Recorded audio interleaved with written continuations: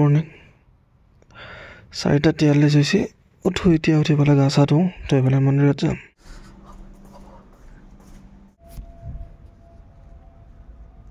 এইবিলাক কাপোৰখিনি অলপ মেলি দিছোঁ ইয়াত বিহু বুলি মেলি দিব লাগে আগতে ঘৰত থাকোঁতেও দিছিলোঁ মাৰ্কেট আহি পালোঁ ইয়াতে বস্তুখিনি লৈ লওঁ উৰুকাৰ এসাঁজ ধুনীয়াকৈ পিঁয়াজ চিয়াজ কাটি লৈ গাহৰি মাংস আৰু লগতে কণী লৈ খাবলৈ ওলাইছোঁ এতিয়া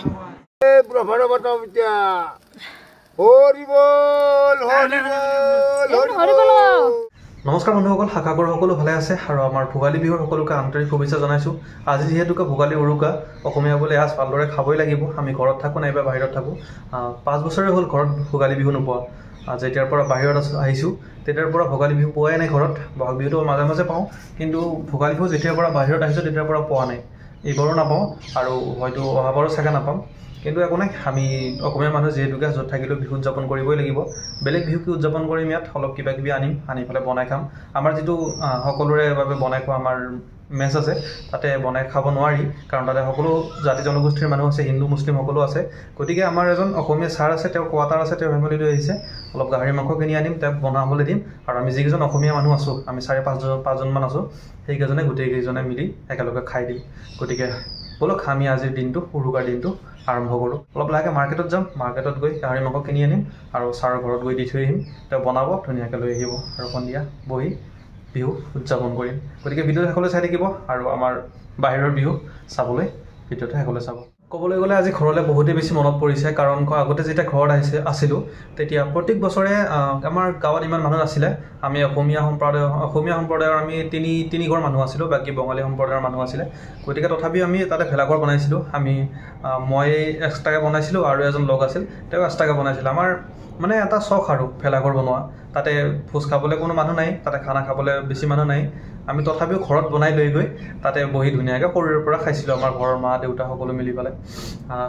বনাইছিলোঁ আগতে ভেলাঘৰ বহুত ভাল লাগিছিল তেতিয়া আৰু ভেলাঘৰত যেতিয়া বাঁহ চুৰ কৰা বেলেগৰ ঘৰত গৈ বাঁহ চুৰ কৰি অনা বেলেগৰ বস্তিৰ পৰা সেইটোতো বহুত বেছি আনন্দ আছিল আমি বনাইছিলোঁ ভেলাঘৰ বেলেগকৈ কিন্তু বাঁহ চুৰ কৰিব আমি দুজন একেলগে গৈছিলোঁ দুজনমান আমি 3জনমান আছিলোঁ আমি এজন বঙালী সম্প্ৰদায়ৰ ল'ৰা আছিল তেওঁ আমাৰ লগত কৰিছিল আমি বাঁহ চুৰি কৰিবলৈ গৈছিলোঁ বহুতেই বেছি ভাল লাগিছিল সেই দিনবোৰ নিজৰ ঘৰত বাঁহ আৰু সকলোবোৰ সঁজুলি থাকিলেও বেলেগৰ ঘৰৰ পৰা মানে বেলেগৰ বস্তিৰ পৰা বস্তু চুৰ কৰি অনা মজাটো বহুতেই বেছি বেলেগ আছিলে আপোনালোকে কমেণ্টত জনাব আপোনালোকে বাঁহ চুৰ কৰি পাইছে নে নাই আৰু সকলোৱে পাইছে আমাৰ অসমীয়া মানুহে সেইবোৰ কৰে বিহু বুলি এটা পৰম্পৰা সেইটো ৰাতি আকৌ জেওৰা চুৰ কৰিব ভেলাঘৰৰ বাদেও আমাৰ ঘৰত আকৌ বিহুৰ দিনা দেউতাই কি কৰে দেউতাই যিমানবিলাক খৰি আছে ঘৰৰ ৰাতি সকলোবোৰ এক জেগাত জমা কৰি পেলাই জ্বলাই দিয়ে পূৰা আমাৰ প্ৰত্যেকবাৰে এইটো দেউতাই কৰে ৰাতি ধুনীয়াকৈ ভেলাঘৰটো যোৱা নহয় ভেলাঘৰটো পথাৰত বনোৱা যায় গতিকে একেলগে আৰু তাতে কি ভোজ খাম অকলে খোৱা নাযায় ঘৰতে খোৱা যায় সম্পূৰ্ণ খানা পিনা ঘৰতে হয় কিন্তু ঘৰতো এটা পৰম্পৰা থাকে যে মেজি এটা সৰুকৈ বনোৱা হয় মেজি মানে আৰু কি যিমানবিলাক খৰি আছে সকলো জমা কৰি দেউতাই তাতে জ্বলাই দিয়ে আৰু ৰাতিটো তাতে জুই জ্বলাই পেলাই জুই পুৱাই তাতে আমি বিহু খোৱা আছিলোঁ মা দেউতা মই এনেদৰে ৰাতিপুৱা গা ধুই আহি ধুনীয়াকৈ সেৱা বন্তি জ্বলাই সেৱা লৈ তাতে প্ৰত্যেকবাৰে এটা নিয়ম আছিলে কি মোৰ যিটো ভেলাঘৰ আছে সেইটো সকলোতকৈ লাষ্টত জ্বলাওঁ যেতিয়া গাঁৱৰ মানুহবোৰ আহে ধুনীয়াকৈ গা পা ধুই পেলাই সকলো আহি জমা হয় তেতিয়া সেই ভেলাঘৰটো জ্বলোৱা আছিলোঁ বহুত ভাল লাগিছিলে তেতিয়া প্ৰত্যেক বছৰে আমি সৰুৰ পৰাই তেনেদৰে কৰি আহিছিলোঁ আমাৰ মা দেউতাই আমাক সেইবোৰ শিকাইছিল কেনেদৰে কি কৰিব লাগে গতিকে এতিয়াও যিবিলাক সৰু ল'ৰা ছোৱালী আছে সেইবিলাকক শিকোৱাটো আমাৰ দায়িত্ব হয় আমাৰ যিবিলাক অসমীয়া পৰম্পৰা অসমীয়া সংস্কৃতি সেইবোৰ আমি নিজে ধৰি ৰাখিব লাগিব আমি যদি আমাৰ দেউতাহঁতে যদি আমাক নিশিকালে হয় আমিও নাজানিলে হয় আৰু আমাৰ যিটো কৰ্তব্য আমাৰ যিবিলাক পিছৰ ল'ৰা ছোৱালী উঠি আহিছে তেওঁলোকক শিকোৱাটো আমাৰ দায়িত্ব গতিকে আমি চহৰত থাকোঁ বা গাঁৱত থাকোঁ আমি বিহু আৰু অসমীয়া যিবিলাক সংস্কৃতি পৰম্পৰা সেইবিলাক আমি পালন কৰিব লাগে আৰু আমাৰ যেতিয়া আমি প্ৰথম ভেলাঘৰটো আমি বনাব নাজানিছিলোঁৱেই দেউতাই আমাক শিকাইছিলে দেউতাই কেনেদৰে বনাব লাগে সকলো শিকাইছিলে আমি ঘৰতে বনাইছিলোঁ তাৰপিছত যেতিয়াৰ পৰা পৰা হ'লোঁ নিজে বনাব শিকিলোঁ আৰু অলপকৈ এনেদৰে তোৰ পৰা অলপ বস্তু জমা কৰি বাঁহ চুৰ কৰি আনি নাইবা ঘৰৰে বাঁহ কাটি এনেদৰে বাঁহবোৰে ধুনীয়াকৈ ঘৰ বনাব পৰা হৈ গ'লোঁ ভেলাঘৰ নিজে বনাব পৰা হৈ গ'লোঁ আৰু যেতিয়াৰ পৰা জনা হৈছোঁ তেতিয়াৰ পৰা কিন্তু মই যেতিয়ালৈ বাহিৰত অহা নাছিলোঁ প্ৰত্যেক বছৰে মই ভেলাঘৰ বনাইছিলোঁৱেই আৰু আপোনালোকক বনাই থাকিব আৰু আমাৰ যিবিলাক ল'ৰা ছোৱালী উঠি আহিছে সেইবিলাককো শিকাব মানে আৰু তেওঁলোককো আমাৰ সকলো বস্তুৰ বিষয়ে জনাবলৈ চেষ্টা কৰিব বাৰু আগৰ কথা বহুত ক'লোঁ এতিয়া সোনকালে ৰেডি হৈ পেলাই বজাৰলৈ যাওঁ বজাৰলৈ গৈ গাহৰি মাংসখিনি কিনি আনি ছাৰৰ ঘৰত দি থৈ আহিম আৰু ইয়াতে মাংসটো আমাৰ গাঁৱত যিটো মাংস পোৱা সেনেকুৱা নহ'বও পাৰে দিল্লীৰ মাংস ইয়াতে কিনি আনি তথাপি খাব লাগিব কিনি আনি ছাৰৰ ঘৰত দিওঁ তেওঁ বনাই দিব ধুনীয়াকৈ এতিয়া গা পা ধুই ৰেডি হৈ ব'লক আমি বজাৰলৈ যাওঁ গা পা ধুই উঠিলোঁ কিন্তু মই মাৰ্কেটলৈ যাব নলগা হ'ল যিজন ছাৰৰ কথা কৈছিলোঁ তেওঁ এই মাংসখিনি কিনি আনিলে আনি পেলাই কোৱাৰ্টাৰলৈ লৈ গৈছে বোলে তাতে বনাব সেইকাৰণে মই গা পা ধুই উঠি এইবিলাক কাপোৰখিনি অলপ মেলি দিছোঁ ইয়াত বিহু বুলি মেলি দিব লাগে আগতে ঘৰত থাকোঁতেও দিছিলোঁ এইফালে কম্বল মেলি দিছোঁ আৰু এইফালে বিচনা চাদৰ আৰু গামোচাখন ঘৰৰ পৰা লৈ আহিছিলোঁ এখন লৈ কালি ৰাতিপুৱা মন্দিৰত যাম সোনকালে শুই উঠিম ৰাতিপুৱা 5টা মানত শুই উঠি ধুনীয়াকৈ গা পা ধুই ইয়াত জ্বলাবলৈ মেজি নাই তথাপিও যাম আৰু মন্দিৰত গৈ ধুনীয়াকৈ অলপ ধূপ চাকি জ্বলাই আহিম যাতে বছৰটো আৰু ভালে ভালে যায় ৰাতিপুৱাৰ পৰাতো একদম আন্ধাৰ হৈ আছিলে এতিয়া ধুনীয়াকৈ ৰ'দ ওলাইছে সেইকাৰণে ৰ'দত বহিছোঁ আহি অলপ মাৰ্কেটলৈ যাব নলগা হ'ল কাৰণ ছাৰজনে আনিছে সকলো বস্তু ৰেডি কৰি আছে তাতে এতিয়া ঘৰৰ পৰা লাড়ু পিঠা পঠাই দিব খুজিছিল কিন্তু পঠাব মানা কৰি দিলোঁ কাৰণ আজি পঠালে নাইবা যেতিয়া পঠালেও আহি পাওঁতে 3-4 দিন লাগে গতিকে আৰু ঘৰত ইমান কষ্ট কৰিব নিদিলোঁ মই সন্ধিয়াকৈ মাৰ্কেটত যাম যাই পেলাই ইয়াতে কিবা ৰেডিমেড কিবা লাড়ু পিঠা কিনি লৈ আহিম আমাৰ অসমীয়া লাড়ু পিঠা পোৱা যাব কিন্তু বিচাৰিলে ইমান দূৰলৈ যাবলৈ সময় নাই ইয়াতে ওচৰৰ মাৰ্কেটখনত যাম তাতে গৈ বুনিয়া লাড়ু নাইবা মুড়ি লাড়ু সেনেকুৱা কিছুমান বস্তু আৰু লাড়ু পিঠা টাইপৰ বস্তু কিনি লৈ আহিম সেইবিলাকে খাম গতিকে ভিডিঅ'টো সকলোৱে চাই থাকিব এতিয়া গধূলি হ'ল গতিকে ব'লক মাৰ্কেটলৈ যাওঁ যাই পেলাই কাপোৰ আৰু কিবা কিবি অলপ লাড়ু পিঠা কিনি লৈ আহোঁ আহি আকৌ সন্ধিয়া খাবলৈ হ'লেই ছাৰজনে আনি আছে বোলে এতিয়া গতিকে আমি তাৰ পৰা আহি খোৱা লোৱাৰ ব্যৱস্থা কৰিম গতিকে ব'লক প্ৰথমতে মাৰ্কেটৰ পৰা আহোঁ বস্তুকেইটা নিবলৈ মাৰ্কেটলৈ আহি পালোঁ এতিয়া গাড়ীখন ইয়াতে পাৰ্ক কৰিলোঁ অলপ আগলৈ যাব লাগিব 1 পিচ সৰুতে ঘৰত থাকোঁতে বিহু বুলি ৰাতিপুৱাই উঠি পেলাই নদীত গা ধুই আহি এনেদৰে নতুন গেঞ্জি নতুন কিবা কিবি পিন্ধি আমি গৈছিলোঁ আগতে সেইকাৰণে গেঞ্জি এটা লৈ ল'লোঁ আৰু এইটো কিবা এটা লৈছোঁ আৰু ডলাৰৰ এইকেইটা লৈ যাওঁ আৰু ৰাতিপুৱা মন্দিৰত যাম গতিকে ধূপো 1 পেকেট লৈ লৈছোঁ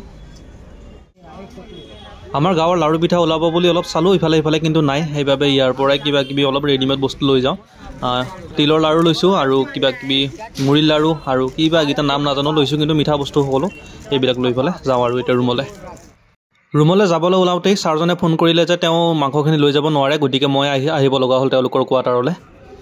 গৰম মাংসখিনি লৈ এতিয়া ৰুমলৈ গৈ আছোঁ সোনকালে যাওঁ ঠাণ্ডা হ'লে খাই ভাল নালাগিব ৰুম আহি পালোঁ এতিয়া এইফালে বস্তুবোৰ থৈ ল'লোঁ আৰু এইফালে গাহৰি মাংস এতিয়া তললৈ যাম বাকী কেইজনৰ ওচৰলৈ এইটো খুলি দিয়া ঘন্যাও দেখা যায় স্পেচিয়েল গাহৰি না বনৰীয়া গাহৰি আৰু ইফালে এয়া উৰুকা বুলি খাবলৈ আমি পিঁয়াজ কাটি লৈছোঁ গাহৰি মাংস কণী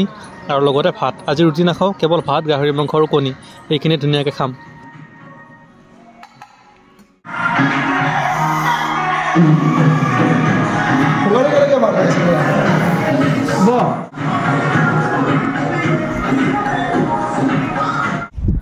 উৰুকা বুলি এসাঁজ ধুনীয়াকৈ খালোঁ এতিয়া যাই শুই থাকোঁ ৰাতিপুৱা সোনকালে উঠিব লাগিব ঠাণ্ডা বহুত পৰিছে ৰাতিপুৱা উঠি গা ধুই মন্দিৰলৈ যাম গতিকে আপোনালোকক ৰাতিপুৱা লগ পাই আছোঁ গুড নাইট গুড মৰ্ণিং 4:43 হৈছে উঠি পেলাই গা চা ধুওঁ ধুই পেলাই মন্দিৰত যাম গা ধুবলৈ উঠি আহিছোঁ কিন্তু ইমান ঠাণ্ডা এইফালে চাওক পূৰা একদম পোহৰ হোৱাই নাই আৰু নিয়াৰ ইমান পৰিছে গা চা ধুই ৰেডি হ'লোঁ এতিয়া ব'লক আমি মন্দিৰলৈ যাওঁ মন্দিৰলৈ গৈ অলপ আশীৰ্বাদ ল'ম যাতে বছৰটো ভালে যায় আৰু পানী ল'ম পানী লৈ ভোলা বাবাৰ ওচৰত পানী আগবঢ়াম শিৱলিংগত গতিকে ব'লক তাতে ধূপ কাঠি লৈ আহিছিলোঁ কালি ধূপো জ্বলাম আৰু আশীৰ্বাদ লৈ আহিম ভগৱানৰ গতিকে ব'লক আমি মন্দিৰলৈ যাওঁ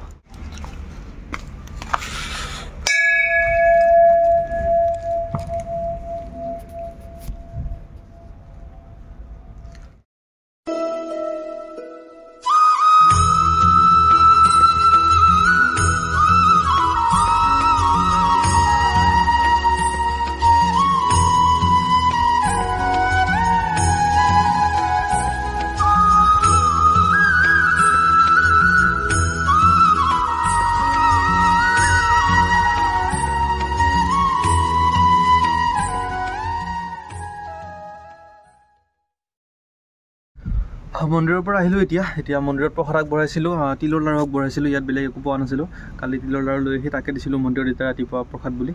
সেইটো লৈ আহোঁগৈ এতিয়া আহি পেলাই ধুনীয়াকৈ খাই বৈ প্ৰসাদ লওঁ আৰু এতিয়া ৰুমত যাওঁ বহুত ঠাণ্ডা এটা ওপৰত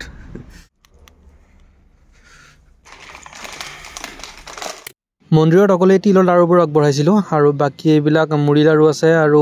তিলৰে বগা বগা তিলৰ লাড়ু আছে এইবিলাক লগবিলাক শুই উঠিলে তেওঁলোকক খাবলৈ দিব লাগিব আৰু এতিয়া হওক চাওঁ আমি মেজিৰ কিছু দৃশ্য মেজি জ্বলোৱা সেয়া গাঁৱৰ পৰা পঠাইছে ধুনী পঠাইছে তেওঁলোকে কি কেনেদৰে মেজি জ্বলাইছে গতিকে আহক ভিডিঅ'টো চাওঁ আৰু মই ভিডিঅ'টোৰ পৰা বিদায় লৈছোঁ ধন্যবাদ হৰি বল হৰি বল হৰি বল হৰি বল হৰি বল হৰি বল এই ব্ৰহ্মদ মাতা পিতা হৰি বল হৰি বল হৰি বল হৰি বল